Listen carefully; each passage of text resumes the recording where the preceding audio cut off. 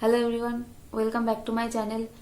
तो इस वाले वीडियो में हम लोग बात करने वाले हैं कि आप लोगों को TIFR का जो रिटन टेस्ट है उसके लिए कैसे प्रिपेयर करना चाहिए। तो देखो, किसी भी एग्जाम के लिए प्रिपेयर करने से पहले आप लोगों को पता होना चाहिए कि उस वाले एग्जाम में कैसे क्वेश्चन पूछा जाता है, मतलब क्वेश्चन का पैटर्न और उसका लेवल कैसा होता है।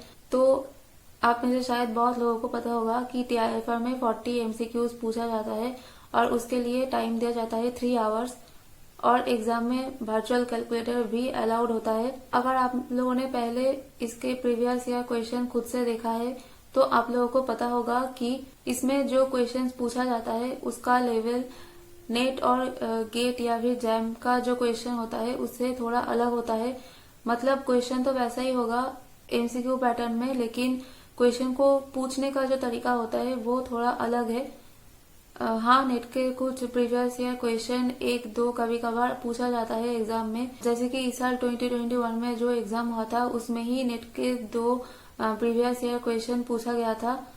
लेकिन ओवरऑल अगर देखा जाए तो क्वेश्चंस थोड़े अलग तरीके से पूछते हैं। तो जनरली जो क्वेश्चन पूछा जाता है वो काफी कंसेप्ट बेस्ड होता है। मैं अगर थोड़े एग्जाम्पल से आप लोगों को समझाऊं तो इस साल 2 क्वेश्चन था जिसको हम लोग सेम कंसेप्ट से सॉल्व कर सकते थे। मतलब एक क्वेश्चन था रिएक्शन के रेट को कंपेयर करने के लिए, और एक क्वेश्चन था कि एक्सोथर्मिक एंडोथर्मिक ये फाइंड आउट करने का।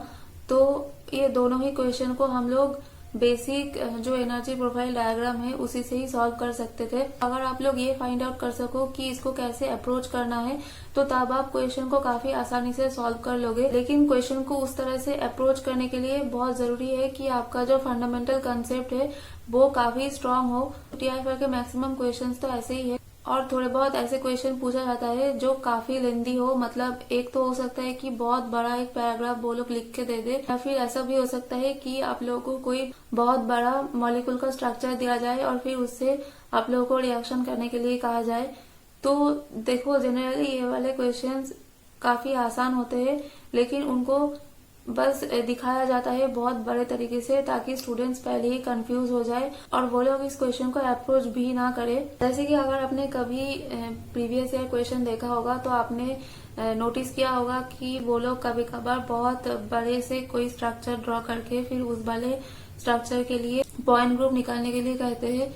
या फिर जैसे इस साल एक क्वेश्चन था कि बहुत बड़े मॉलिक्यूल का स्ट्रक्चर दिया गया था और उस वाले मॉलिक्यूल से हम लोग को प्रोडक्ट भी ड्रॉ करके दिया गया था, तो बस उसमें से रिएक्शन कंडीशन हमको फाइंड आउट करना था। तो वो वाला क्वेश्चन काफी आसान था, मतलब उसको बस डील्स ऑर्डर रिएक्शन के थ्रू हमको सॉल्व करना था। तो ऐसे वाले क्वेश्चन को सॉल्व करने के लिए एक तो है कि आपका कंसेप्ट स्ट्रांग होना चाहिए, ऊपर से ये भी वो लोग चेक करते हैं कि आप कितना अपना माइंड को शांत रख के क्वेश्चन को आप अप्रोच करते हो। ऐसे वाले अगर क्वेश्चन आपको कभी दिख जाए एग्जाम में तो आप तो पहले घबराओ मत और फिर थोड़ा सोचने की कोशिश करो कि आपने पहले कभी ये सिमिलर कंसेप्ट के ऊपर कोई क्वेश्चन सॉल्व किया है या नहीं।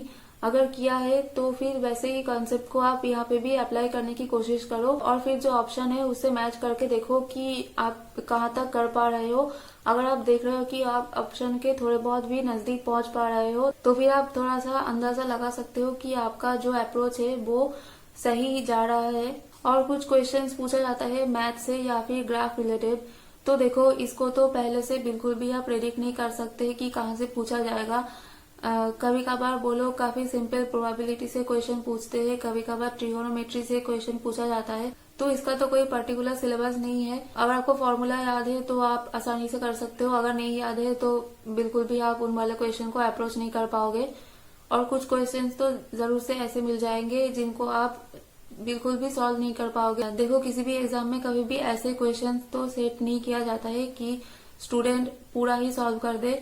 कोई भी स्टूडेंट कितना भी पढ़ के जाए वो कभी भी किसी भी एग्जाम में 100% सही से अटेम्प्ट नहीं कर सकता है। कुछ ऐसे क्वेश्चंस अगर आपको दिख जाए जो वाले कॉन्सेप्ट आपने पहले कभी नहीं पढ़ा है और आप उसके ऑप्शंस देख के कोई इंटेलिजेंट गेस भी नहीं कर पा रहे हो, तो उन वाले क्वेश्चंस को लीव करने में ही भलाई होती है। तो अब आते हैं कि आपको प्रिपेयर कैसे करना चाहिए। तो देखो, सबसे पहले आप यूट्यूब में TIFR का PhD इंटरव्यू एक्सपीरियंस के रिलेटेड जो भी वीडियोस अवेलेबल है वो आप देख लो। मतलब जिन वाले वीडियोस में क्वेश्चन और आंसर को अच्छे से एक्सप्लेन किया गया है। तो ये मैं इसलिए कर रही हूँ क्योंकि जनरली यही होता है कि टीआईएफआर में जैसे क्वेश्चन वो लोग रिटन एग्जाम में पूछते हैं, वैसे ही सिमिलर कंसेप्ट बेस्ड क्वेश्चन वो लोग इंटरव्यू में भी पूछते हैं। तो उन वाले वीडियोस को देख के आप थोड़ा समझ पाओगे कि क्वेश्चंस कैसा होता है और उनको कैसे अप्रोच किया जाता है। तो ये वाले वीडियोस देखने के बाद आप पीवाईक्यूज देखो। अब पीवाईक्यूज में भी ऐसे मत करना कि आप पहले ही चले गए 2010 या 11 के क्वेश्चन सॉल्व करने के लिए, तो वो मत करो। पहले आप 2014 या 15 से स्टार्ट करो और ऐसे करके आप पहले 2021 तक के जो क्वेश्चंस है वो आप पहले सॉल्व करो। फिर उसके बाद आप पीछे की तरफ जाना, मतलब 2013, 12 ये सारे क्वेश्चंस आप देखना।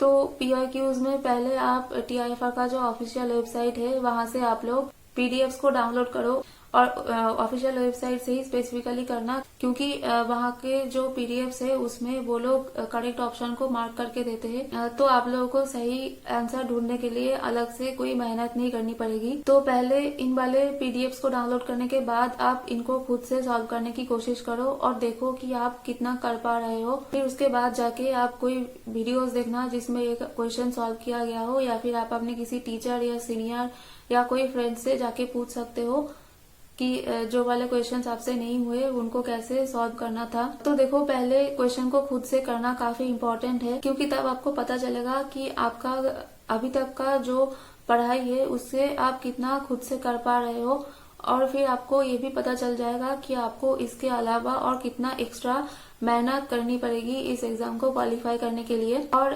सॉल्यूशंस के लिए मैं तो पर्सनली आप लोगों को यही कहूंगी कि आप वीडियो सॉल्यूशन देखो, क्योंकि उससे काफी ज्यादा टाइम सेव होता है और कंसेप्ट भी ज्यादा अच्छे से समझ में आता है। पीवाईक्यूज में मैंने तो 2021 के बहुत सारे क्वेश्चंस ऑलरेडी सॉल्व करवा के रखा है अपने चैनल में।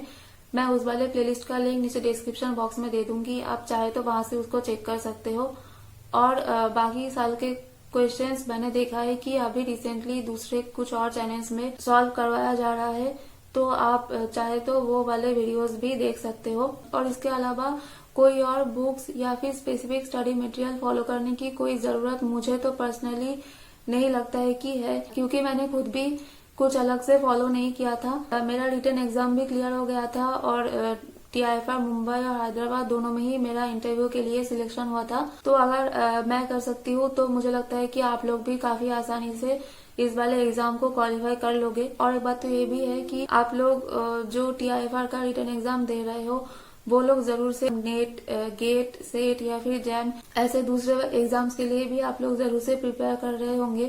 तो उसमें जो आपने पढ़ा है वही काफी होता है अपने कंसेप्ट को बिल्ड करने के लिए। और मैथ्स के जो क्वेश्चन आते हैं उसके लिए आप जब पीवाईक्यू देखोगे तो आपको ही पता चलेगा। थोड़ा आपको ग्राफ्स अच्छे से आना चाहिए, और उसके अलावा थोड़ा प्रोबेबिलिटी से क्वेश्चन आते हैं या फिर ट्रिगोनोमेट्री पार्ट से क्वेश्चन पूछा जाता है। तो आप ट्रिगोनोमेट्री के थोड़े फॉर्मूले देख सकते हो, और प्रोबेबिलिटी के भी जो थोड़े बहुत फॉर्मूले आते हैं वो आप देख के चले जाओ। इसके अलावा जैसे मैंने कहा कि इंटरव्यू वीडियोस देखो और पीवाईक्यूज जरूर से सॉल्व करो। बस अगर इतना ही आप कर लोगे तो वो बहुत होगा इस रिटन एग्जाम को क्वालिफाई करने के लिए। और इस वाले एग्जाम के लिए प्रिपेयर करने के वक्त आप लोग बिल्कुल भी ये मत सोचना कि हम लोग स्पेसिफिक कुछ पार्ट्स को लीव कर देते हैं। मतलब केमिस्ट्री में हम लोग फिजिकल, इनऑर्गेनिक, ऑर्गेनिक में एक को लीव कर देते हैं और बाकी दो को पढ़ के चले जाएंगे। तो देखो, ऐसे करने से बहुत ज्यादा रिस्क हो जाएगा, क्योंकि एग्जाम में बस 40 क्वेश्चन से पूछा जा रहा है। और क्योंकि 40 क्वेश्चन मैंडेटरी है, तो फिर देखो ऐसा भी हो सकता है कि आपने जिस पार्ट को लीव कर दिया बाद में पता चला कि उसमें से ही 2-3 आसान क्वेश्चन पूछा गया था, और आपने बस क्योंकि उस पार्ट को पढ़ा ही नहीं था तो आपके लिए वो वाले क्वेश्चन टफ हो गए और आप उनको अटेम्प्ट ही नहीं कर पाए। तो देखो, किसी भी एग्जाम में आसान क्वेश्चन को लीव करने का मतलब यही होता है कि आप कंपटीशन में दूसरे लोगों से पीछे जा रहे हो। क्योंकि देखो, पर क्वेश्चन 3 मार्क्स आता है, तो 2-3 क्वेश्चन में टोटल 6 to 9 मार्क्स का डिफरेंस हो जाएगा। तो ऐसा बिल्कुल भी मत करना कि किसी भी पार्ट को आप लीव करके चले गए।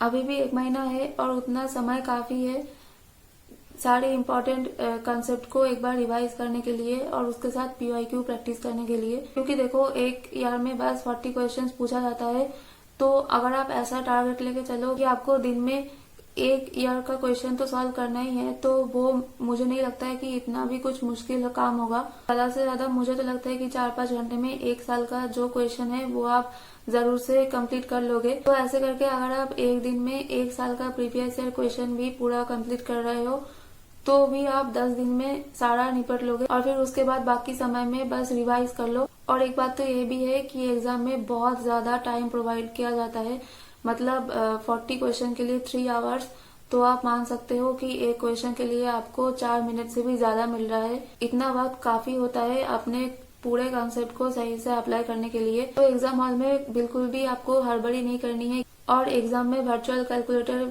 भी अलाउ किया जाता है। वैसे तो उसकी इतनी नीड नहीं होती है एग्जाम में, लेकिन अगर आपने पहले कभी भी वर्चुअल कैलकुलेटर यूज नहीं किया है तो एग्जाम से पहले एक बार प्रैक्टिस करके जाओ। आपको प्ले स्टोर में गेट कैलकुलेटर का ऐप मिल जाएगा, वहां से उसको डाउनलोड करो और थोड़े बहुत न्यूमेरिकल्स आप उस वाले कैलकुलेटर को यूज करके सॉल्व करके फिर जाना है एग्जाम देने, ताकि अगर एग्जाम में ऐसा हो जाए कि बाय चांस कोई एक क्वेश्चन में आपको जरूरत पड़ जाए वर्चुअल कैलकुलेटर को यूज करने की, तो तब ऐसा ना हो कि बस आपको चलाना नहीं आता इसलिए आप उस क्वेश्चन को लीव करके आ गए। सो आई होप कि आप लोगों के प्रिपरेशन के रिगार्डिंग जितने भी डाउट्स थे उनको मैंने सॉल्व कर दिया है। इसके अलावा अगर आप लोगों की कोई और क्वेरीज या सजेशन हो तो आप लोग वो जरूर से कमेंट बॉक्स में बताएं, या फिर आप लोग चाहे तो मुझे टेलीग्राम में मैसेज भी कर सकते हो। मिलते हैं अगले वीडियो में। Thanks for watching.